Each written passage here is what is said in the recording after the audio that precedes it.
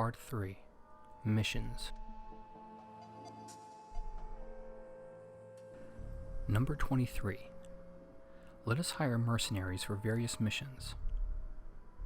This would be a great benefit for those of us who have less action-oriented characters, or those of us who need some help but don't want to befriend a companion.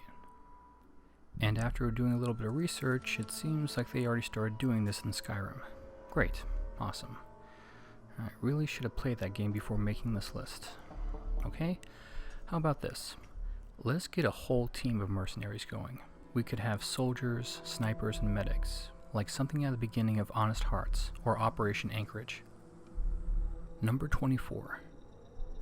More missions that break the fourth wall. One example that comes to mind is the Walking with Spirits mission from Point Lookout. It had me on edge the entire time. It was such a strange departure from anything I had seen before in a Fallout game.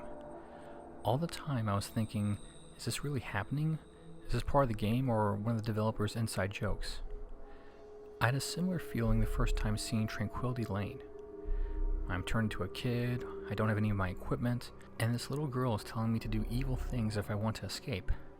I know it's all a simulation, but the way it's presented made me want to get back to the real world as soon as possible. These are the points in the game that I really enjoy, where the story takes an unexpected turn and you have no idea what to expect next. Number 25. Better popping of the companion quests. This was a problem I had in New Vegas, particularly with Boone, Raoul, and Veronica.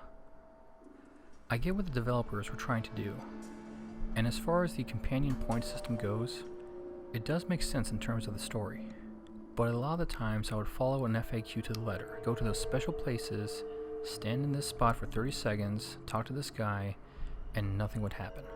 I would think that after spending what would amount to weeks with these companions, the game would decide that we have earned it and just open up the quest for us, but no such luck. Either improve the way these companion quests pop, or keep it straightforward, like with the quests for Cassidy and Rex. Number 26.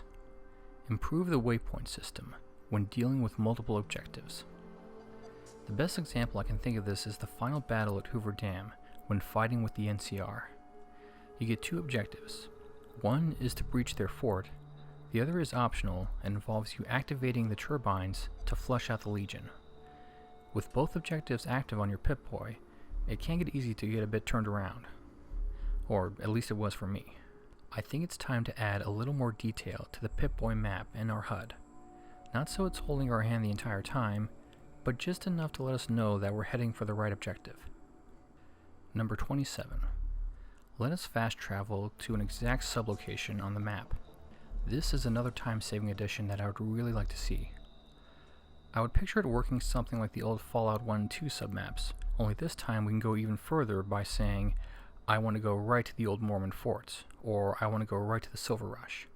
I know we wouldn't be able to do this all the time, like for example, we would still need to have our weapons checked outside the Silver Rush, but for the rest of the game, let us zip right to that exact location. Number 28.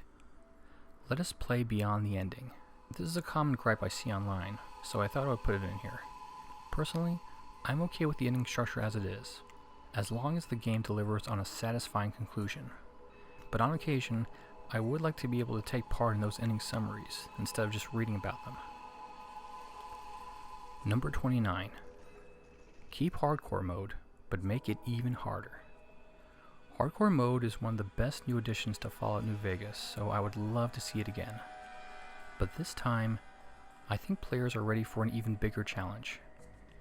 Give us harsher restrictions for weapons, ammo, food, water, and radiation sickness. Have grenades and melee weapons cripple us more easily. One other big change I'd like to see is the removal of fast travel.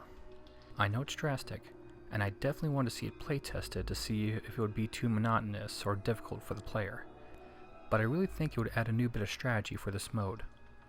My perfect scenario would make going from Novac to New Vegas a life or death situation.